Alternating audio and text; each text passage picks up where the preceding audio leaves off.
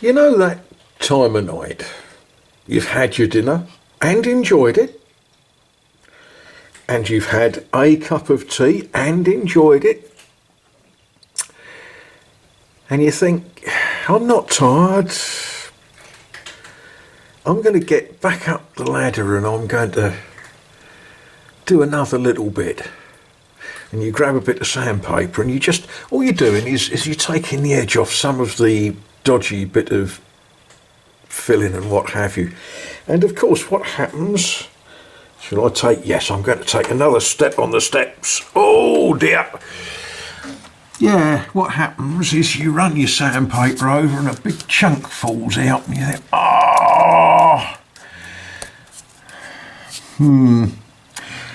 Okay, well, I'll go and find me filler and scratch that in a bit, and I won't be throwing any paint.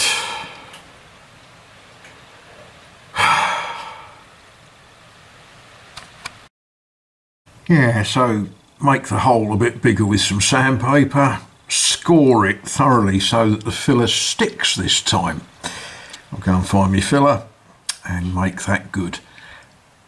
Then I think I'm going to sit on my derriere.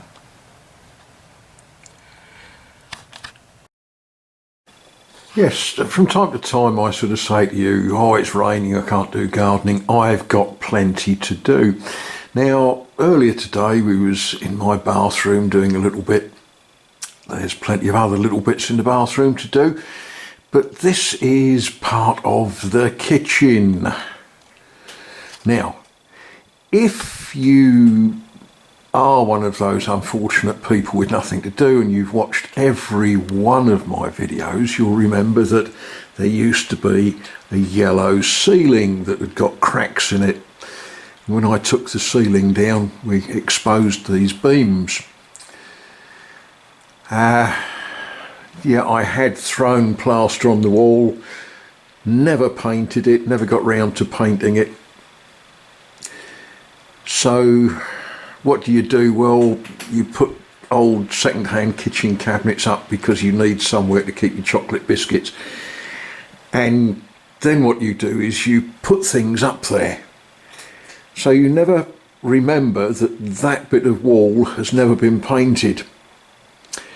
So you get all keen, carried away, and you find patches to patch in with some filler. And you take all of the stuff off there. That was a journey of discovery. I might clean some of them. One of the handy things about tidying is you find your packet of cleaning cloths. These are actually rather good. They sort of really pick dirt off things, like this sweet little bell. Cleaning, more like archaeology, isn't it? One of the things in houses where you heat with a wood-burning cuisiniere, put me teeth in, cuisiniere, is you do generate a lot of dust, and in a house where you are grinding things and working, you generate a lot of dust. Yes. More tea, please. Pretty little thing, isn't it? Yeah, you generate a lot of dust. Let's find something else to clean. Oh, he said, reaching over.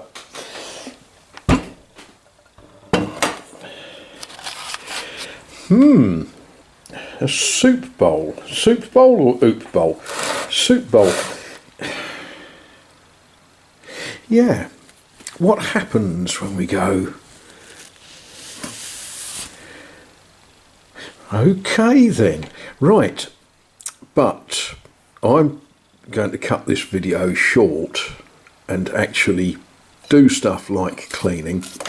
But I thought some of you might like to see what I'd got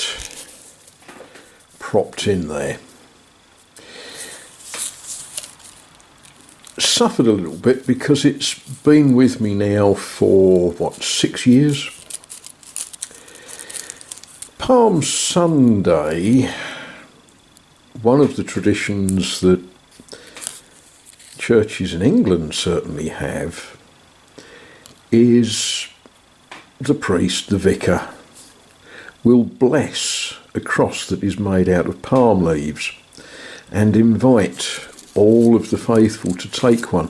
What actually happens is most people take several because all their neighbours who don't go to church, they all like to have one of these. So this has been blessed by a priest. Now, the following year, all of the blessed crosses that didn't get taken away by the faithful or souvenir hunters or whoever takes them get burnt. And with the ash, priests will make a sticky, gummy sort of substance using the ash of blessed palm crosses. And that's the ash that they use to impose the mark of the cross on the foreheads of the congregation in their church. The imposition of ashes on Ash Wednesday.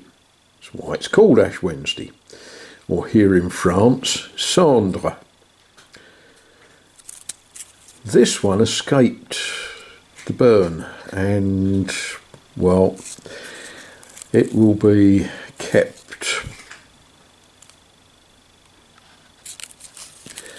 But I'm going to clean the soup bowl and, sitting down sedentary work tonight. I thought I'd just show you this, which was somewhere at the back of the shelf.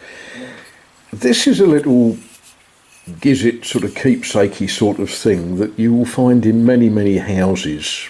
Not necessarily exactly like this, but similar sorts of things. This, it's quite a heavy, chunky thing, so I regret it's not solid silver. I don't know quite what metal it is made of, and it might even be very lightly plated with silver. Possibly, maybe. But I found this in a brocante, and the asking price was actually less than its scrap metal value. And some of you will know exactly what this is, some of you won't. This is an image representing the apparition of the Immaculate Conception to Bernadette Soubirous, who later became known as Saint Bernadette. And of course the Immaculate Conception is Notre Dame de Lourdes, Our Lady of Lourdes. So it's an interesting thing. Some of you will say, not in my house, and some of you will say, isn't that lovely? And some of you will say, what's that then? But it's one of the things that you will find around this part of France.